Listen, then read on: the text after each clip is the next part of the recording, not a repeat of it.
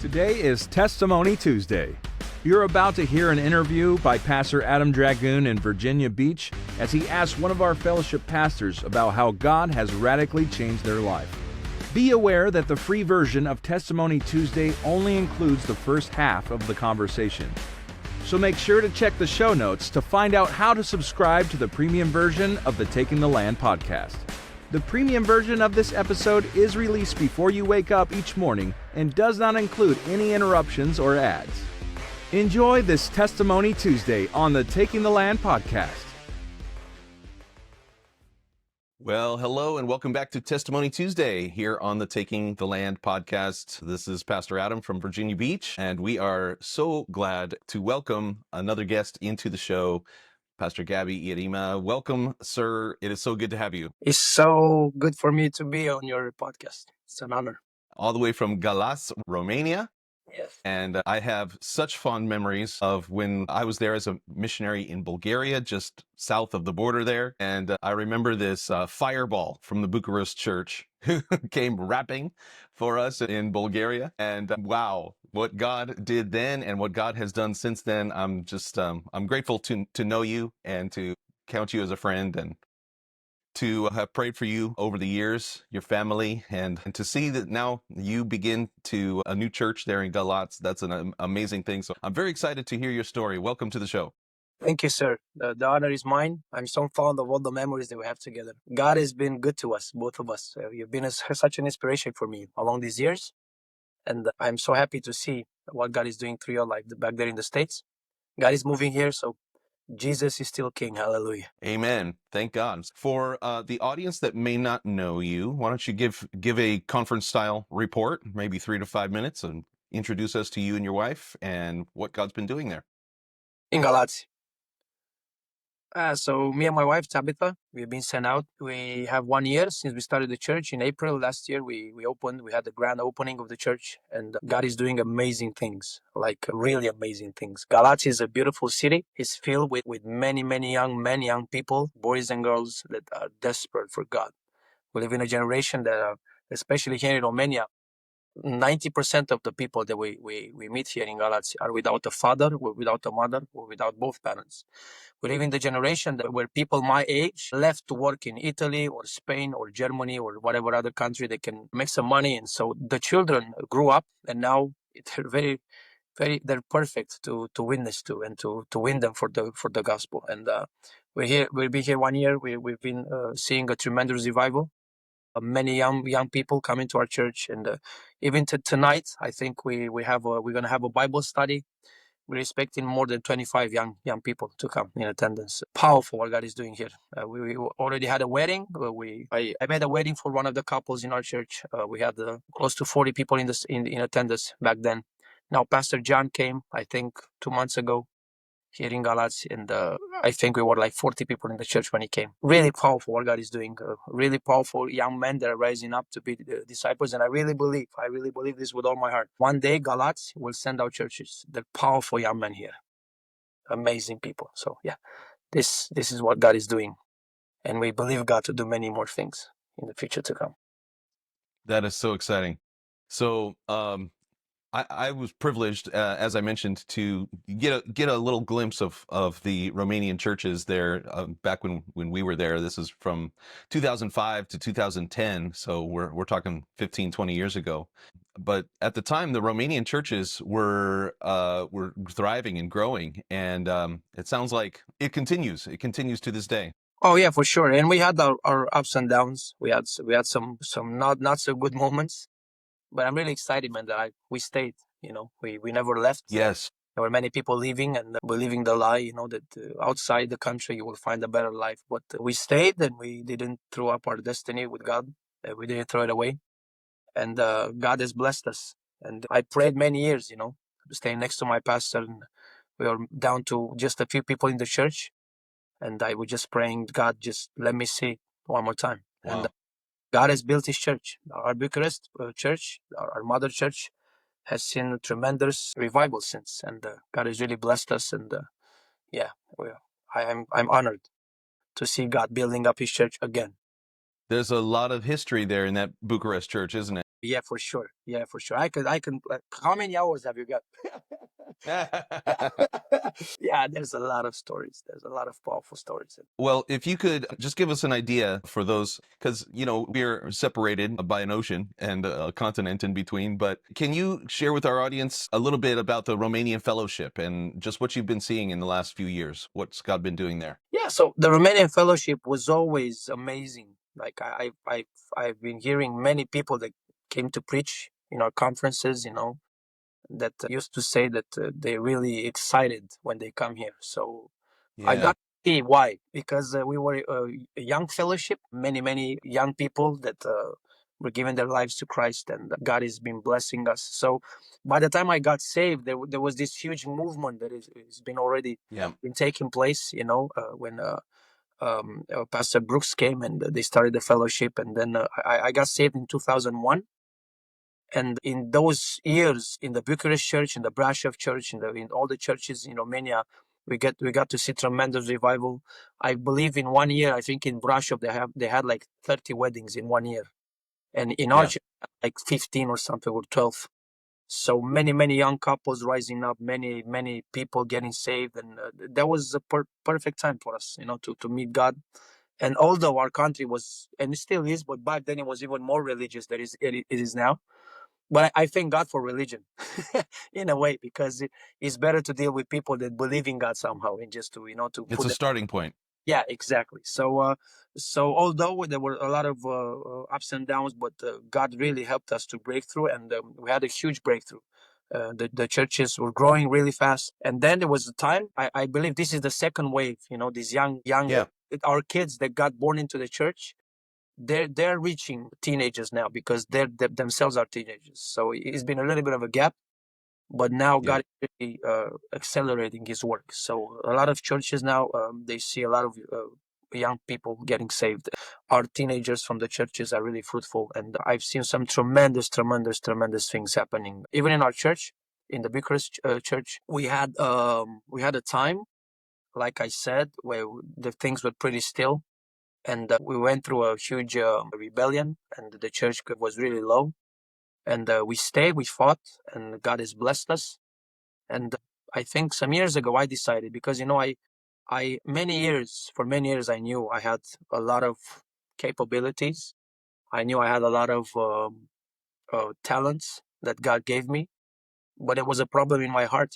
I was always a prideful person, so that was my main challenge in life. So some years ago I decided, after we came back from France with our daughter, that we were there for the treatment, God really broke me. And I told my pastor, whatever you say goes.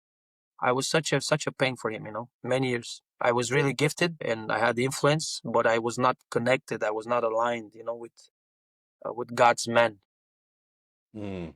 I decided in my heart to do that, and I said, "Hey, from now this day on, whatever you say goes." So I decided to just listen, and this opened up huge doors for me and for the church, because I was waiting for revival. I was like, "Hey, why doesn't the revival come back again?" And I realized I was the revival, but my heart was not in the right place. So when I aligned myself, with my pastor, and when I gave him access to my heart and just obeyed, because it's so easy to obey. Hey, I'm doing, but it's not like that. Deep inside the heart, we all always have this problem, And so I decided that time, I'm gonna obey. I'm gonna follow. I'm gonna listen. So after that, God really did amazing things. We started a Bible study in our house with 2 people. 1 year later, there were, I think, 45 people in our house. So we had like 40 plus new people in 1 year. And most of them, the vast majority of them, are still in the church now. So I'm really happy. And God really moved powerfully through our lives. That was the missing link, my heart. That was the problem, actually. After I saw that, I remembered that God many years ago promised me, and He told me, I have a calling for the lost. And one of the things that happened with all this revival that broke into our church is that God reignited, that vision. So I told my pastor, hey, I wanna go. Oh, wow. Yeah.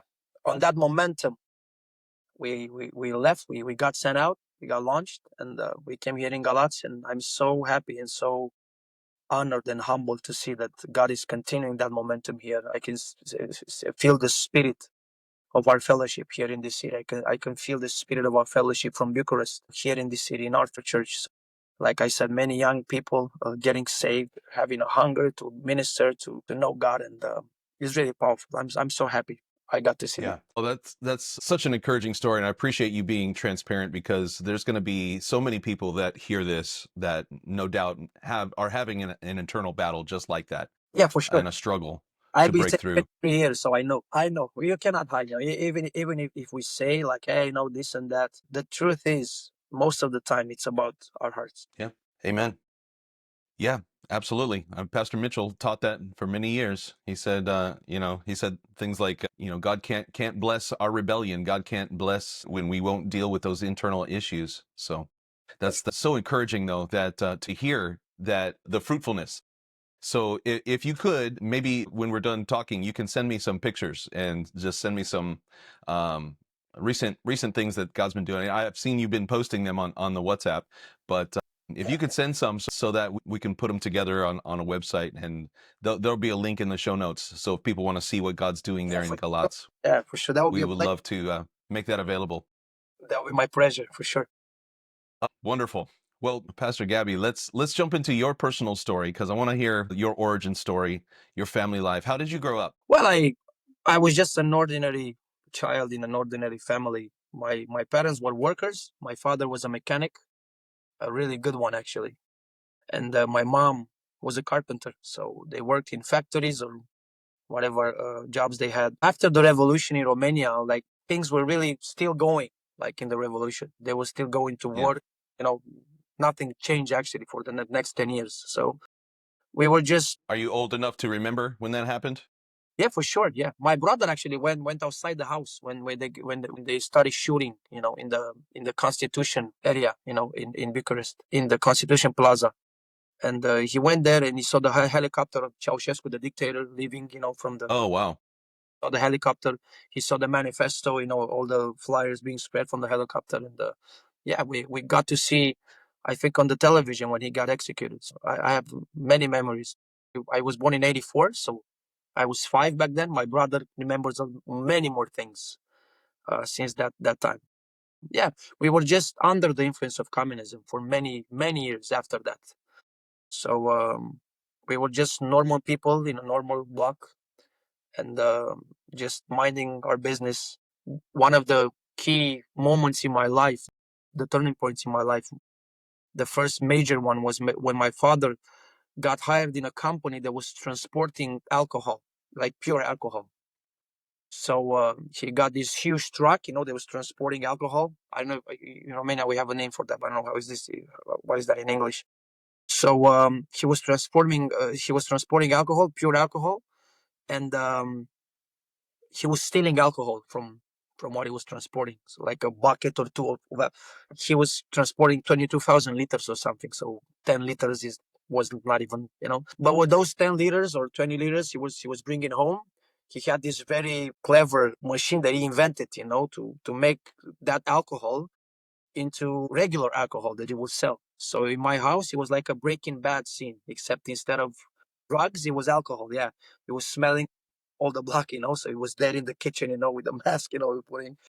And the problem is that in a very short time, he started to drink alcohol because it was very available for him. So he started being a alcohol addict, and from that point on, my whole life changed. Like our whole family, our whole dynamic of family changed, and he started losing jobs one after another, and beating us up, Mm. and then going back to work. He would used to tell my mom, "Hey, if you want me to go back to work, pay for my newspaper for the ads, to find and pay for a pack of cigarettes, smokes, and let me give me some alcohol to drink because I cannot function." So he was finding another job, and then he would work like for a week or something. He would tell that boss, "Hey, can you give me please a small, like, down payment because I have kids at home?" "Oh yeah, man, for sure." So he would receive that money. He would go into the bar. He would be absolutely wasted for four days in a row, and wetting himself and all over and whatever, and then coming home wasted. They would kick him out from that job, and then he would start over again, staying at the house. And my mom got really heartbroken. And then she said, I'm not going to give you anything to eat. You need to go find a job because you're a man. So then he started selling things from the house, a chair, the iron, the iron, I used to walk outside my block, and on one small piece of rug, he would put them there, to sell them, everything, like whatever you can imagine, like he would sell, behind the block. So he would buy vodka, and he would drink. Wow. Yeah, we So would go. just the stuff out of your house. You'd see your furniture on the Yeah, man, for real. coming home. Wow. Every time I saw him out of the block, is where are you going? He was with something with a bag in his hand. What do you have in the bag? Nothing. And then a pair of scissors and a radio. Oh my God! So I got really mad. I got really, really mad. I was really, really angry. How old were you when this started happening? I think I was 13 when it started. And so you're a younger brother. You have one older brother. Yes. Do you have any other siblings? No, just me and my brother. He's older than me. So my brother most of the time was not at home because I was 13. He was like 18. He was away, testing life, and whatever. So I got really angry, and my mom was really heartbroken, and she would go in all of the block. We had 10 stories. She would go, just rent money, buy the cake. Please, can you lend me some money? Can you lend me some money? I have nothing to eat. So she would lend money from neighbors, so we just could buy food. I'm not joking. I ate French fries, I think, for 5 years in a row, without exception. I would take the potatoes, peel them, cut them, putting in a little bit of oil, and just fry them. 5 years. That was our only food that we had. We didn't have money for meat or for cheese or whatever. And in the only days when my mom would take the salary, she would take her salary, and we know because she would buy some fruit yogurts that I would like, and then she would go in the block and she would repay the neighbors. Hey, here's your money back, here's your money back. So again, she would be left without no money again. So next day, she would start lending money again. So that was our story for 5 years. My dad's everything and just having nothing in life. And I was so angry. I was so angry with them. And of course, this built up to a very nasty outcome. Many years after that, we almost killed each other. Really, really bad. Yeah. Yeah, there was a day I came home and he was really between being really severely drunk and drunk. That was the most dangerous part. So I saw him and he was really, yeah, what do you want to do? I was 17. Why did I know? 16. I was a child. So I got really mad. Come on, we started pushing, and he said, I'm gonna go to the police. So he went outside. Oh my God, he's gonna call the police. He's gonna go to the police. He's gonna tell on me, and they're gonna give me the ticket. So I ran, and actually, he was expecting me in the middle of the junction. So I didn't know, but he had a knife like this on his hand, and his hand was in the pocket of his pants. So he turned because he was expecting for me. And I was just such a sucker. I didn't know what was happening. I said, "Wait, what are we doing?" The police station was back over that way, and he was here. Like, what are you doing, man? I had no idea. He wanted to kill me. So he was like swinging, and I felt like, what punch is this, man? Like, no swing, no what. Actually, he wanted to cut my throat. I put my hand. He was a lefty. I put my hand like, what do you say? I pushed his hand. So as I pushed his hand, his knife went into my hand, and it cut my tendons right here, and I have another one right here. So I felt something like in my mind. It was like 2 years, like 2 seconds. So I said, what? So I looked at my hand. I felt something like a sting, and my hand was like a watermelon. So, oh my gosh, what? I didn't process at first, what happened. And there were drifts of blood, and then I realized she wants to kill me. So I decided that I don't want to. He was really mad. So I ran. He ran after me. I'm gonna catch you. I'm gonna kill you. So I escaped. I went to the hospital. I was in shock, and I was laying there, on a stretcher, and people were like, "Hey man, hey, wake up! What's up?" I was like, that was the first trauma of my life. After that, I came home with my hand, bandaged from the hospital. It was 3 o'clock in the morning. My mom was sleeping in the kitchen on the floor. So I didn't know she was in the kitchen sleeping. And as I opened the door, I turned on the light. She was like, and she saw the hand. What was with the hand? And just in that moment, my father, he went to sleep. He slept like a baby. He woke up in the exact same time as I was entering the kitchen. He came from the bedroom. And I told my mom, ask him. So she was like, what? And she looked at my dad and was like, what did you do? So we had these slippers. I don't know if you remember back then with very thick rubber, man. So she took one of these slippers and she really smacked his face like really hard. And my father Mm. was like, man, at 3 o'clock, and he was shaking. And I told him, if you do anything, I'm gonna call the police and I'm gonna show them. So he was like, okay, we'll see you another time. So he went back many years after. So in this time, my brother was working outside the country on a cruise ship. So he heard about everything that happened. So many months after that, again, I came home. One day I was really tired, school or whatever I was working. So he was asking me on Messenger, like, old Yahoo Messenger, hey man, what's up? He was living with his girlfriend. My father, dad, he was like, again, what did he do? Again, he told me like, he's gonna cut me. He's gonna, he said, I'm gonna cut you. And he went to the kitchen to take the knife, and my mom took the whole drawer with the knife, and she ran away with the drawer. So she would not access them. Yeah. So when he Wow. heard, he was just like, I'm coming in 15 minutes. So I said, hey man, I was writing, hey, are you there? So then his girlfriend, now she's his wife, she said, hey, I don't know what happened, but he's really angry. He's coming. My brother came in 15 minutes. He pushed me aside, entered the house. He said, leave the door unlocked. So my father was sleeping just like a baby. But now my brother went to him and really, really smacked him really hard. And a huge fight ended up happening. And my brother really beat up my father, like really beat him up really bad. Wow. Yeah, really bad. And then they turned out the furniture, the closets, and everything was broken, and all the house was torn up. And we went into the living rooms. We locked the door. We had a door with the window that was tainted. You cannot see through the window. Those old windows that we had. So we were speaking. It was me, my mom, and my brother. My mom was like, Christy, that was the name of her. Why, mom? Why'd you come? Why you didn't do anything better? So this is way worse. How are we supposed to live now? With your father in the house after all you did to him. And my brother was like, no, we're gonna. And as he was speaking through the window, just like in the movie, my father went with the knife this big, through the window to cut us. So as he went through the window, his hand got stuck in a broken glass. So his Mm. aorta, his vein right here got sectioned. So there was blood everywhere, like a blood fountain in the house. I got really scared. My mom started screaming. She went onto the balcony, help us, he's killing us. All the people gathered. So my brother took the knife.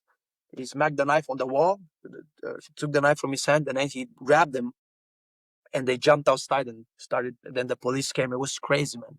So it's 2 days we slept into our uncle's house. It was really bad. I was like, what? So we decided to go home. But let's go home. It's our house also. So we got home. It was me and my brother. No, me and my mom, I think. And my father came to the kitchen, drank some water, and without even looking at us, he said, I'm gonna cut all your fruits. So from then on, I slept under the bed. I think for 2 years. I was in the church. I just got saved. I slept under the bed, and I really Wow. trauma from here. I was like 17. So you thought for sure he was going to kill you Yeah, for sure, in your sleep. for sure, for He sure. was out of control. Yeah, yeah, and that's actually what I inherited from him. That was one of the legacies that he left me. Yeah, I was really panicked, really really traumatized, and I slept under the bed, and I put the sheets over the bed, and I would sleep there. So I was really petrified, and many months he would come in the living room, open up the lights. Hey, my mom was sleeping with me because my brother moved out, and he said, hey, give me a cigarette, give me a smoke. So he says, no, just leave me alone. And he would get out and then come again, just like the Chinese drop. 5 minutes after 5 minutes, I like just. So my mom was like, just I'm sick and tired. She was taking the smokes, throwing at him. They would just leave me alone. Then they would come again. So night after night, not sleeping, not. So then she divorced him, but they were forced to live in the same apartment. So it's really a funny story. Do you want to hear a funny story? Oh, man. They were divorced, but still had to live in the same Yeah. place? Listen to a funny story. long before I got a job, so they had to live in the same apartment. So my relatives, they say, hey, we're going to give you some money. We're going to lend you some money so you can pay half of the apartment. So he will leave. And he said, no, I'm not going to leave. I'm not going to be happy until you rot as mice, you know? And she said, no, we're going to sell everything. You guys are going to move. I'm going to move. I don't care. So, okay. So I started working. And now all the things were put in motion. We had to, you pay not the rent, you pay the utilities every month. So we had like a huge amount because we didn't pay the utilities for 3 years or something. So a relative of mine had to give us the money to pay the utilities, and they're taking the papers to be everything okay, so you could be able to sell the apartment. So we started to do all that, and he was like unemployed again for many years. So I was working. It was like, hey, can you give me some money? Can I? Yeah, man. I forgave him. I went to church, and the first sermon, I think, or the second sermon I heard in church, love your father and your mother, and I wept, man. I was broken. So I had to forgive him. So, I was giving him money, and I was like, hey, just take. Can you give me? I want to buy some smokes. Yeah, man, whatever. Just my mom was like, why are you giving him money? Why?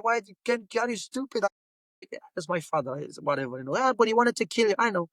So 2 days before we sell the apartment, we found the buyer. And we know, okay, we made everything was in set. So he came to me, can you give me please 10 lei? It was like $2, to buy some smokes. And I said, yeah, for sure. I gave you money for the last year. Take. So I gave money. The next day, he said, hey, can you give me again 10 lei, please? I need some. I'm gonna give it back. Yeah, no worries. So I gave him 10 more lei. So it was like 20 lei. So then the third day, we sold the apartment. So we sold it, I think, with 52,000 euros. And on the table, there were two racks of money, one, 26,000 for him, one with 26,000 for my mom and me and my brother. So he took that stack of money, put it in his pocket, and said, okay, sorry, Gabby, I want to give you something, So he called me after, called me in another, God, please, here's the 20 lei you owe me. Gave me 20 lei and he left with 26,000 euros in his pocket. Here's the money for the smokes. So I never saw him for 15 years after that. I was like, Wow. okay. So then, then Wow. I had to, to adjust to life. I worked and I got a job, and then many things happened. I didn't even have the time to process, the loss of my Yeah. father, because without me knowing, actually, I was losing my father. She was never there in the first place. But for me, it was even a bigger trauma, because in my heart, I felt like, it's a little, maybe it's my fault. So I didn't know, but I was really heartbroken that I lost my father. I went to get a job and to realize I went to get married, with my lovely wife. And my mom said, hey, I'm gonna buy a studio apartment and gonna live in it, and that's my present for you. I'm gonna move. And my mother's, grandma's place back at the countryside. She did that for us. 1 month later, she came to visit us, and we had a really good time. For the first time in ages, I could witness to her. She was very against God and child. Leave me alone with your church. And that night, it was really, she came with some flowers for my wife, so we had a very good time. We put a mattress on the floor. She said, no, mom, I'm going to sleep on the mattress. You guys sleep in the bed. Okay, it was a studio apartment. So in that morning, I left from work for work, I say, hey, mom, bye. See you. And I said, we go. At 1 o'clock, I think 6 hours later, actually, if it was 7 or 8 o'clock, something like at noontime, my phone was ringing. Actually, not my phone. I called my wife. So you have a call waiting in your phone. Mm-hmm. Back then, if you had call waiting and you were speaking to somebody, there was a third caller calling. When you close the call, the other caller would automatically jump into the call without you accepting it. So I was calling my wife, and she was speaking with Pastor John, with my pastor. I'm gonna tell you in a moment what she was speaking about. So I was calling her. Why is she not saying? So I ran once, and then I call her again. So she was speaking with Pastor John. I was there with 30 customers, signing contracts, happy life. 1 month after I got married. So from whatever reason, the call with Pastor John got disconnected. So without her knowing, I jumped into the call automatically, and I heard this. How do I tell my husband his mother died? So my wife found my mother lying there the next morning. So I Wow. said, "Hi, mom. That was the last day ever I was ever gonna speak to her." So Wow. I just froze, and I threw up all the contracts in the air. People are like, "Hey, how do you crave?" My mother died.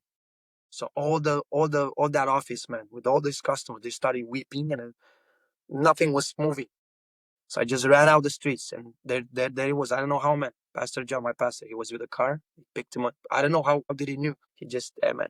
So I went home. I wept for my mom, and I was really heartbroken. In just a matter of months, I lost both of my parents. My father was some Wow. beyond me. I would speak with him after 15 years, and my mother would pass away 1 month after I got married. 1 month and change. And then it was really hard because after that, my wife, she was really traumatized because she was the one that found my mom. And then she got sick with psoriasis. You know what psoriasis is? Yep. The stains. She had a stain on her back, and you put a cream, and then it got worse and worse, and all her body from top to bottom, it was filled with psoriasis. So it went on her neck, and it was spreading to her head. I was heartbroken. I was desperate. God, tell me. I read on the forums, oh, I have psoriasis for 20 years. It can never be healed. So I said, God, please make a miracle. And some people said, hey, we know a place in Turkey, a clinic, when they put leeches, on you to eat the psoriasis. So we had one there was we had I think a revival or something with a pastor that came, and my wife said, this is what's happening. What do I do? So he said, you have a spirit of fear to be broken. So you need to be set free. I'm sorry. So we prayed the prayer. We cast out the spirit of fear. And the next day, man, all of it was gone. Wow. But it was in our bed sheets. Like, yeah, gone. That was powerful. That Wow. was the one of the first powerful miracles that I experienced in my life. So yeah, so then we believe God, man. It was incredible. She got healed, and then she got pregnant. We were expecting our first child. Without us knowing, she had what you call the previa placenta, which is the placenta is based on the center of the uterus. Somehow is really dangerous. Nobody told us that. So unfortunately, they did a party for her at a job. Hey, we're gonna see you in 2 years, because she was about to take that vacation, that she was paid to raise. And then 1 week after, she called me. I was at a men's discipleship, in Brasov, and God spoke to me. And I said, God, I will do your will. I will go whatever you want me to. But the devil had other plans. And she called me. I don't know. Don't be afraid, but I'm bleeding. So I told her, please call the doctor. So she called the doctor, and the doctor said, yeah, take some pills and just rest and don't bother me again. 10 minutes after, she called again, doctor, and she said, sorry, I'm sorry for troubling you, but I'm really bleeding. So I was like shouting, hey, leave me alone. Don't you understand? I'm not at work. Just take some pills and call me on Monday or something. Thank God for her sister, because she said we need to call the ambulance. So they called the ambulance. She went to the hospital. They made an emergency C-section. She almost died. She was inches, millimeters from death. Her baby girl died, and she's in heaven now. And we were heartbroken. And then she went back to her work, and the people said, hey, we're sorry. We already found a replacement for these 2 years. Why we're supposed to stay at home with the child? So we cannot keep you. So they fired her. Mm. But yeah, a lot of, like, I discovered something in my body. We went to the doctor, and he saw her, and she went straight to her neck. Hey, you have something here, like a lump. What? So then we went, and she had nodules, cancerous, I think, nodules on her thyroid. We had to get that removed. So it's usually like five My gosh. 5 years. It was hell. 5 years. It was. My mom died. My parents my baby died, and all these things happening without our control. And I was broken. And then I just said, God, whatever you want to do. I don't know. So I had this moment of peace together with my wife. We just decided to stay strong. And you're not thinking that, wow, you're examples, you're models for people. You just other people are saying, oh man, look how are you doing it? Do what? We're just fighting. We're just moving on. So step by step, we started to be healed in our hearts and to grow. And then God helped us, and I started ministering to the church more, and I started getting involved. But I would never thought about the call of God for many, many years. The devil was like, "Oh, you want to be sent out?" So for many years, I never even thought about it. I was just, no, man. I was really traumatized. Yeah, So yeah. Well, let me jump in for a second. And can you tell me a little bit about your, I mean, was there any religious or spiritual history like before you got saved? Can you remember God dealing with you at any point before you like really started serving God in the church there? yeah, for sure. I was really religious. I was really believing in God. Even I think a couple of weeks ago, I was with my son at my grandfather's house, and I took him in a room where I was sleeping. That was my room. And I showed him an icon, there's my icon. Mm, I told him, I can bet that I know what is written on the back of that. Is this something written? Yeah. So I took it down for where it was, and I turned it, and it was my writing, hey, no, no, no, wow. love you. So I was really believing in God. I always had that, that draw, towards God. But I was very religious. So Yeah. very involved in, false doctrine and false religion and so on. But yeah, I always felt, even from a young age that God has something for me, but I was Where do you think that came from? actually, I have no idea because my parents were not the religious type. My parents were not the religious type. My grandparents, so the mother of my mother, my grandma, I was raised by her sister. So the sister of my grandma, I call her grandma. My brother was raised by my grandma. So there were two sisters in two villages right next to one another. So we didn't see each other, like, so the one that raised me, she still is because she's still alive. She's 86 now. She's the most amazing human being. Like, she put so many valuable things inside my heart. Like, Wow. yeah, even from that day, I was like 6 or 7. I was say she would open up her house, 25 children coming in her house. We would build houses in trees, and she had such a young spirit, and I took so many things from her, and now I can see that in the church with people that always my house and always the things, that I can see her in me, the things that she taught me. So maybe she was an influence, with this God part, Yeah. There's a hunger. There's some kind of a thirst in you for righteousness. Yeah. Yeah. Praying grandmothers around the world are a wonderful tool in the hand of God. Oh yeah, man. And her father, my grandma, he died at 88. He was, my nation was communist and Orthodox, but that man was saved, man. He died as a blind man. He got blind in both eyes. The last years of his life, he was taken care of by my grandmother, his daughter, and he was really saved, man. And I told her she has one Bible from 1863, and Oh, I wow. please, when you're no longer, please, just, I don't want anything. The card, Yeah. I just want this Bible, 1863. It's an amazing piece Wow. of history. Yeah. Wow. Wow. So it was So really why don't you, yeah. Sorry. yeah, incredible. What I'd like to hear then is what's the story behind you getting saved and coming into the church? How did that begin? So I was at my grandmother's, at the countryside. I was there like Yeah. the young hot shot, going to the disco, going to the club, and all these people from the countryside. I would break dance, oh, look at this guy, from the capital. He's the, So the star You boy, were what, 16, 17? yeah, 17.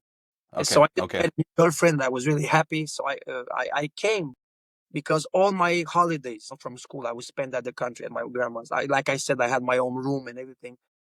So in this particular year, in 2001, I was just on the verge. I think on the 11th grade, I think I was going to start. And in September, I came back home. I was really disappointed.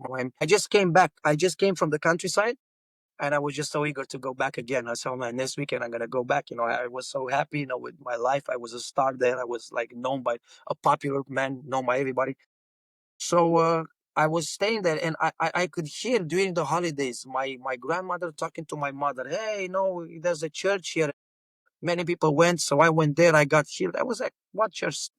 Constantine, whatever. What church was that? I was thinking an Orthodox church. So when I came home, I was sitting on the balcony like this. And there was a guy from our block. Hey, Gabe, what's up? Are you free? What are you up to? And I said, yeah. You want to come with us? Where? To church. And I remember my mom saying, yeah, why not? So it was him, and there was Pastor John. Hey, Gabby. He greeted me, and actually he had this car. It was a brake car, combi, with a huge trunk. And I went inside the trunk because they had no more spots in the car. So I went in the trunk. They took me to church. We all went together, and I found this place. No idols, no icons, no nothing. Like what's this?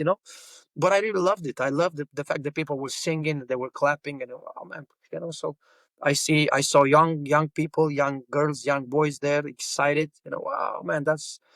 So then they made an altar call, and there was this guy that was in my neighborhood. This guy brought a lot of people to church. I said, I want to pray. Yeah, so I raised up my hand, and then I realized that I had to go in front. I was ashamed. No, I'll come with you.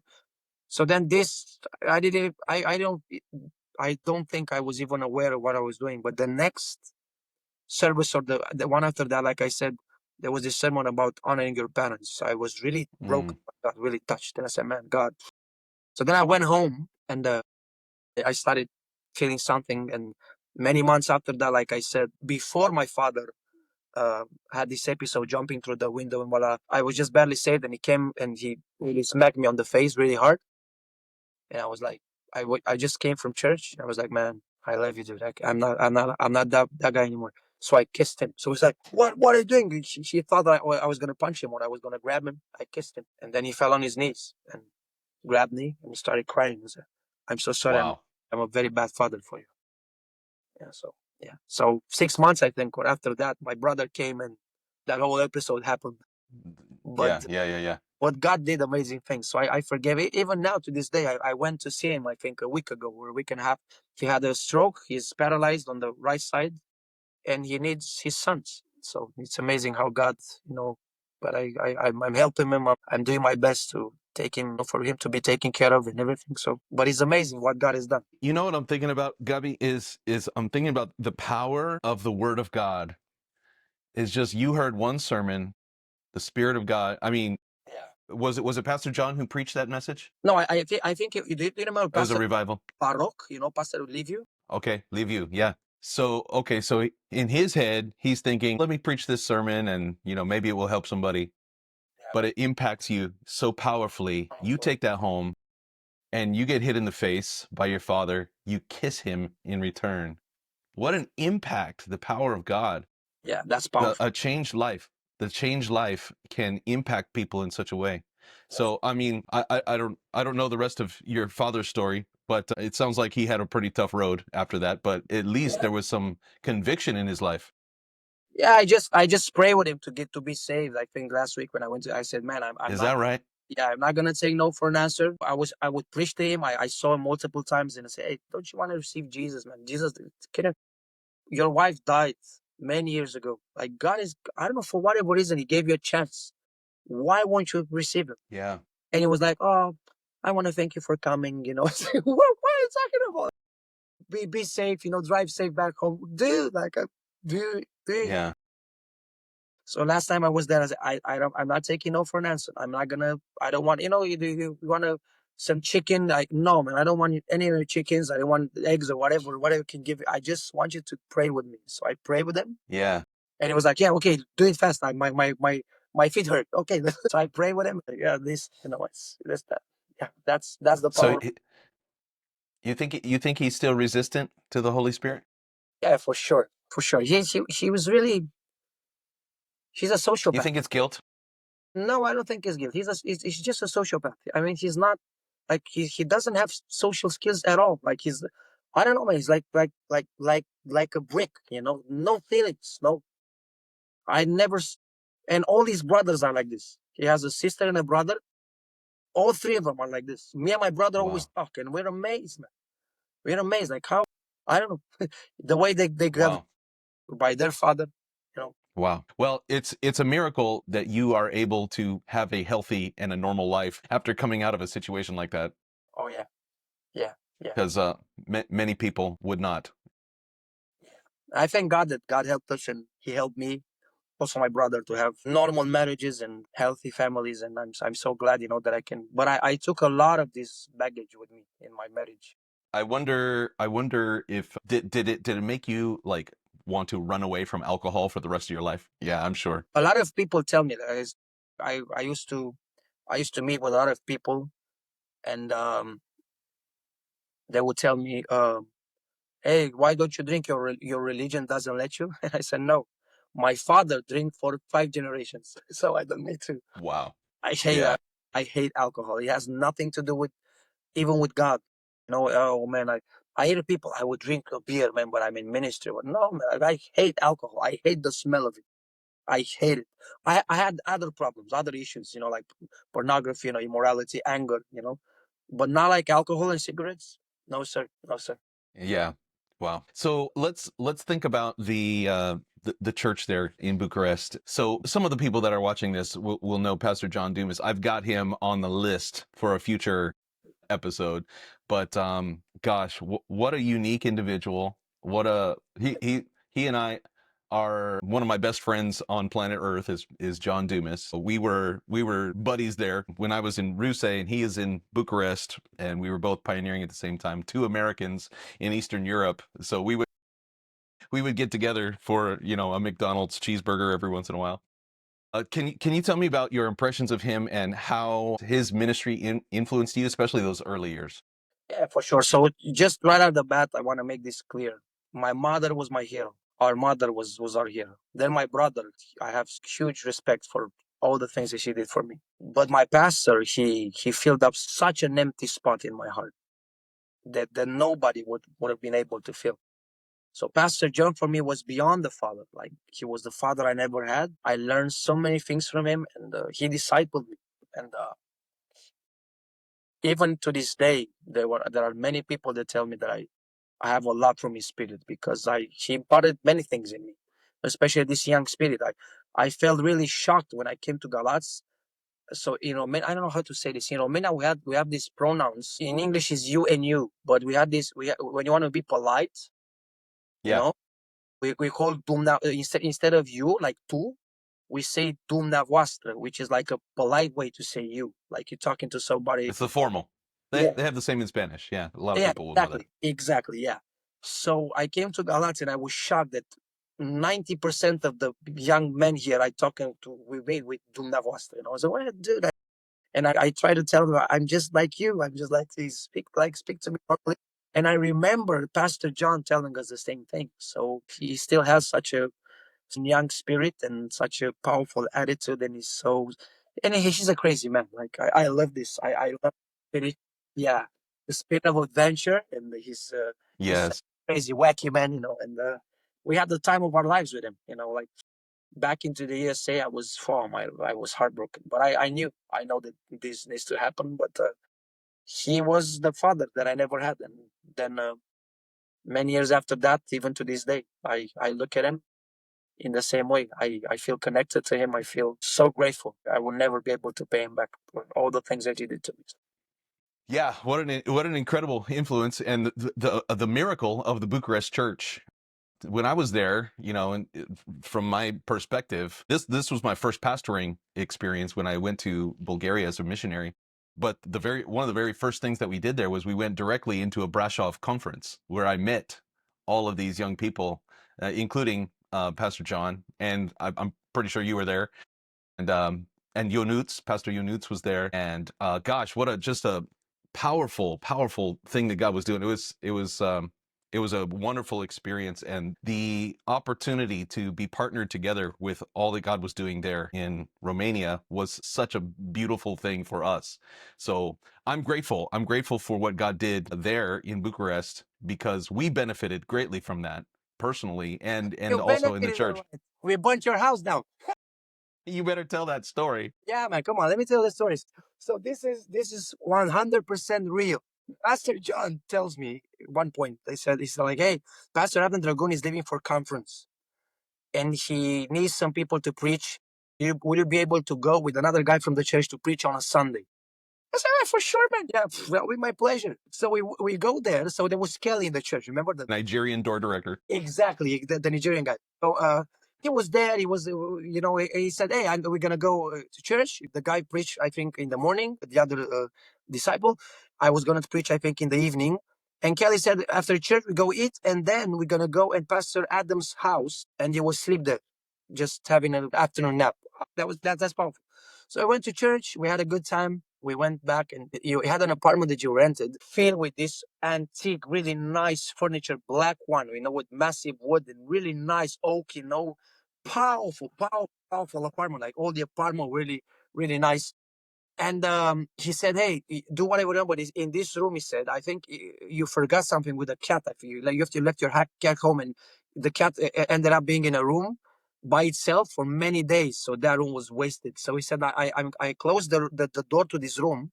Please don't open the door because all the smell and the cat will come. And crazy. So I just feed her. She's there, no problem. But don't open this. Okay." So we went back into the living room. So in the living room, we have this. How do you call this? You make a fire into it, like a stove. A stove, a wood Yeah. stove. Yeah. Yeah. So it was like an iron stove. When this guy that was with me saw the stove, man, it's just like in Vancouver. Woo! Just like in Canada. I think it was like some November or something, December. Man, we're gonna make some fire. We're gonna, okay. So we went in the living room. So we had this stove, and we put the logs there. We make the fire. It was cracking. Oh man, we're gonna sleep so nice. And we were filming. He took out his phone and he was filming. And it was like, "Hey, we're here in Bulgaria, Russia, in Pastor Adam's house. Look at the stove. Look at the logs cracking, the fire burning. Oh, we're gonna sleep." Without even noticing, while we were recording, in front of us on that stove was the remote control from your audio system, was a huge candle on the stove and so many other like plastic things, from the house. Because you didn't use Yeah. the stove for some time and you just put them there. We are so dumb, we didn't see this. So we filmed it. Oh my God. So, okay, so we went to sleep. You had this huge recliner that we slept on. Okay, so we slept. And did you ever have like a dream when you wake up from the dream, but you're still in the dream? So I was dreaming, I was underwater and I was choking. They were firemen, they were trying to pull me out of the water, but I was choking.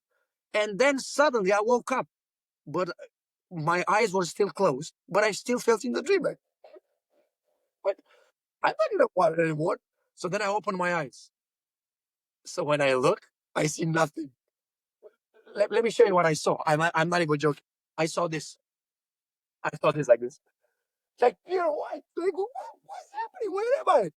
So actually, I saw the smoke, man. So that remote control from your sound system, along with the camera, along with 30 other things that were on that stove, that melted away. So there was a huge smoke, man. You would cut it with a knife, you know, like 1.5 meters high. So when I lifted myself, when I was sleeping, I was half in the smoke. Like, what? I didn't see my hands. Like, wow, what am I? So then the other guy was like, I took the remote.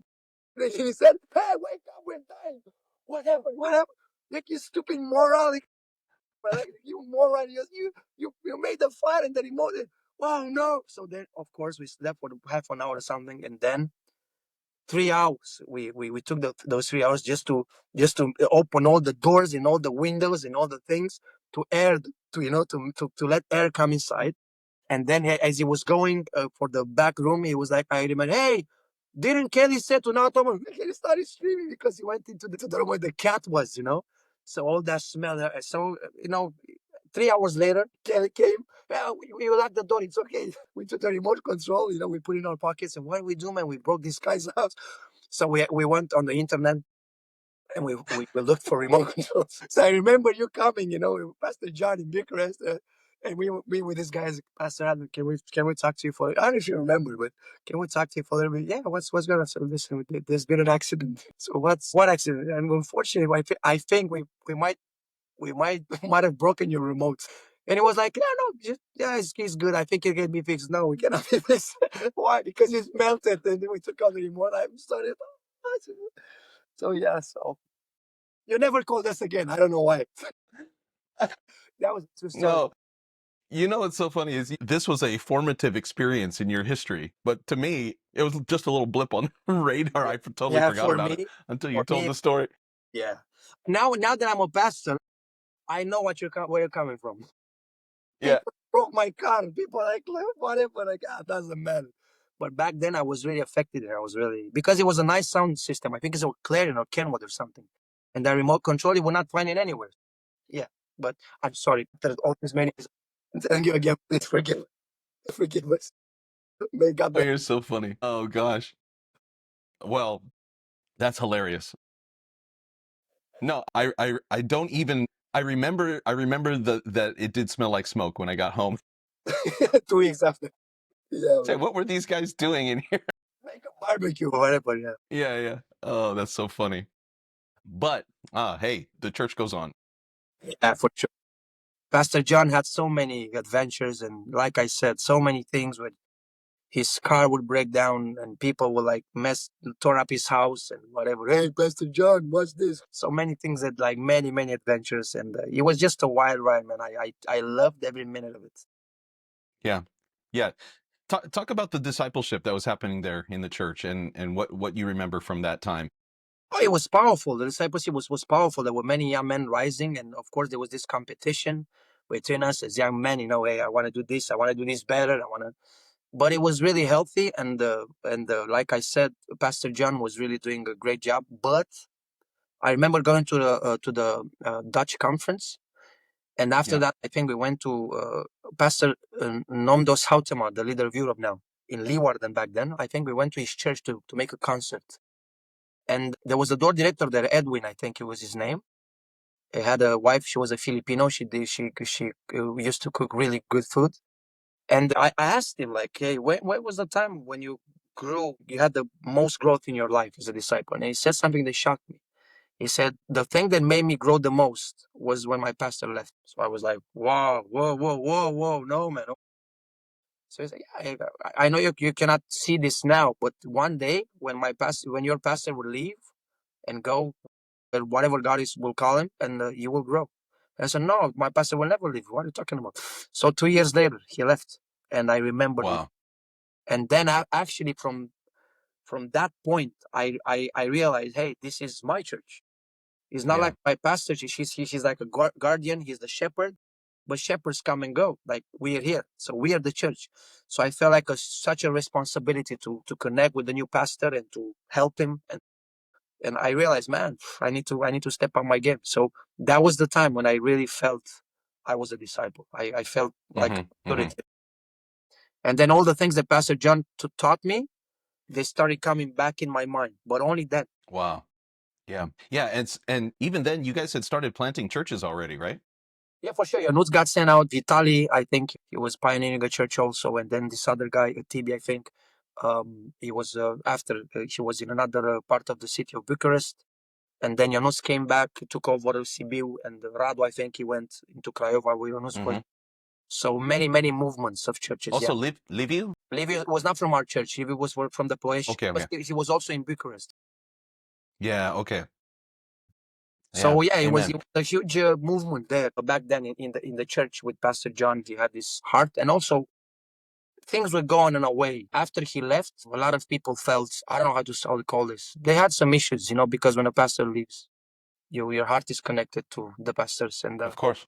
they felt really alone and misunderstood, and they just took a wrong turn. So, but we stayed. Yeah. And now I have my pastor, Pastor Christy. He's one of the most powerful men I know. I love his balance. He's been through a lot himself, and many traumas in his life. Well, now he's been your pastor now for longer than when Pastor John was there. Yeah. And he has this ability that nobody in my life, I saw nobody else having this, the ability of not being affected by words.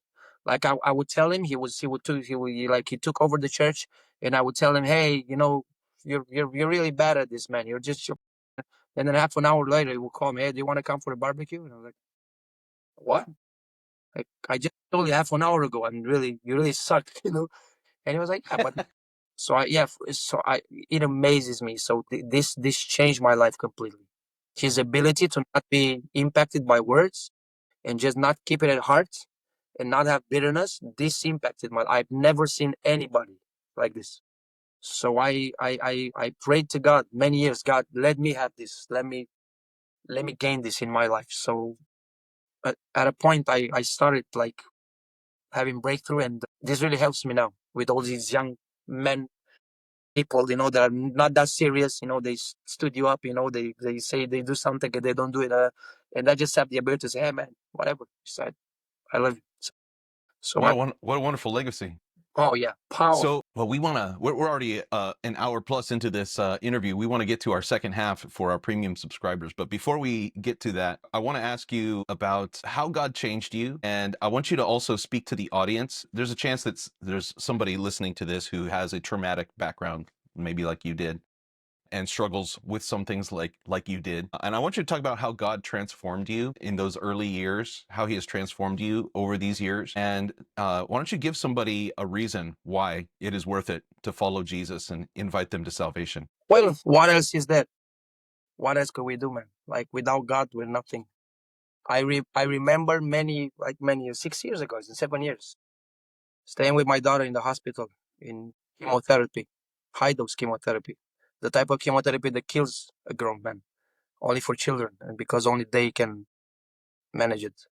So I remember staying with her in my arms and her crying and telling me, Daddy, it's hurting me.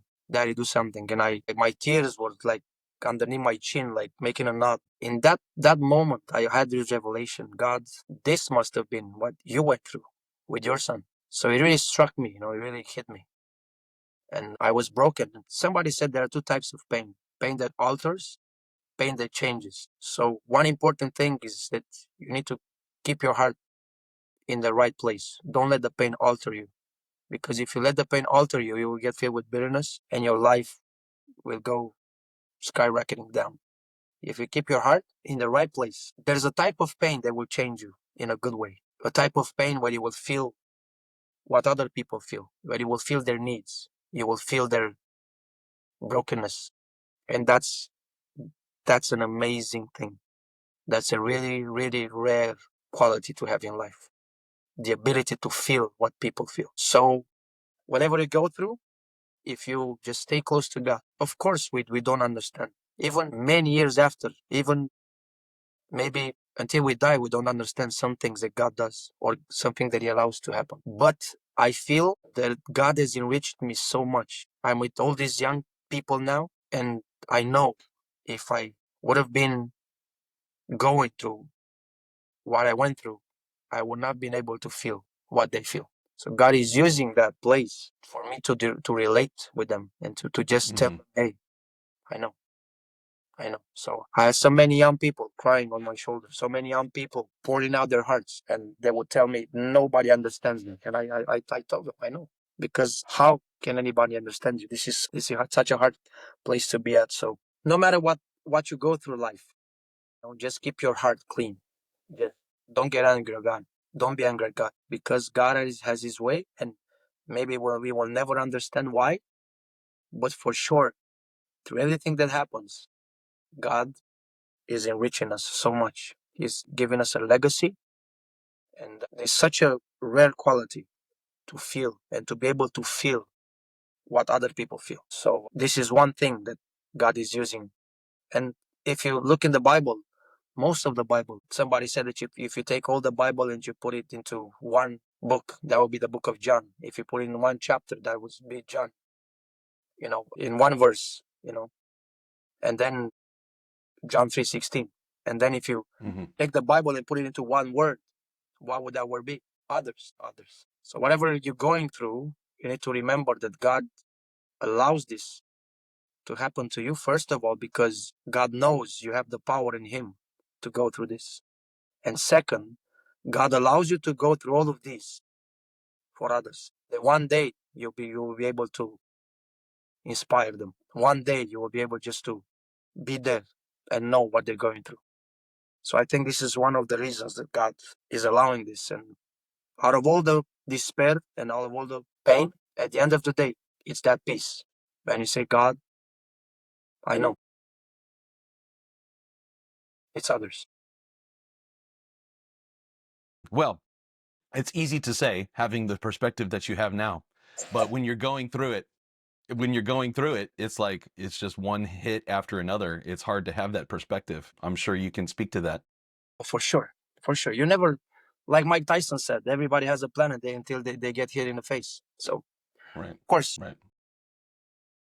you're not thinking of all of this when you're going through all of this. But when all the dust settles and everything goes away, everything remains back there, that's the huge revelation that we could have.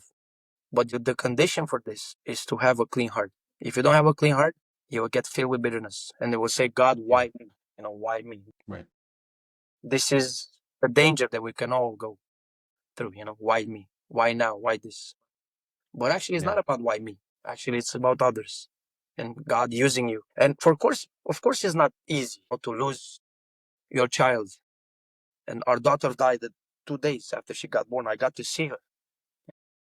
Of course, it's not easy for your mother to die and for all these things to happen, or for your child to be diagnosed with a brain tumor. But in the midst of all this, you have that promise from God: I will be with you. Amen. No matter what happens, you just need. This is the key. Have your heart straight. Yeah. Yeah. The presence of God is nice when everything is okay. But that's not what the presence of God is for.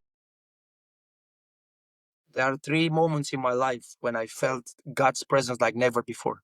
When I gave all my money to the church, one time I remember everything that I had, I just gave it. I felt God like never before because I was in need of Him. When our daughter died, and when Jessica got sick, never ever like in those times. Isn't it strange that we feel God the most when we need Him the most? In the valley of the shadow of death. For sure, yeah. Yeah. Wow. Well, thank you. Thank you for that perspective. And I'm sure somebody out there needs to hear that right now. And so we want to take a break here and say goodbye to our free listeners. Thank you for being with us. Well, we want to encourage you to become a premium subscriber. It's $3 a month. And if you join up today, you'll be able to hear the second half of this. And there's a lot of your story that we haven't really talked about yet. You mentioned that your daughter was diagnosed with a brain tumor and you were dealing with that for a long, long time. I want to hear about that. I want to hear about how you and your wife were able to handle that and cope with that and all the treatments. And gosh, I can remember when you had started letting people know about that and praying for you and believing God with you. And I want to see where she's at now with that journey. I also want to talk to you about your rap ministry, and God is using that as well. I want to talk to you also about your decision to go out and pastor recently, just a year ago. So all of those things will be in our second half for our premium subscribers. And again, we do all of this for world evangelism. We don't keep anything. Thank God for all of you premium subscribers that through your premium donations, we take all of that, we put it toward a conference Thursday night world evangelism offering. So it's always a great blessing. So when you do that, you'll get early access, you get ad-free video episodes, and you also get access to our WhatsApp group for premium subscribers only. So check out the show notes below if you want to explore those options. We'll say goodbye to our free listeners now. We'll take a quick break and we'll come back for everybody else. Thank you guys. All right.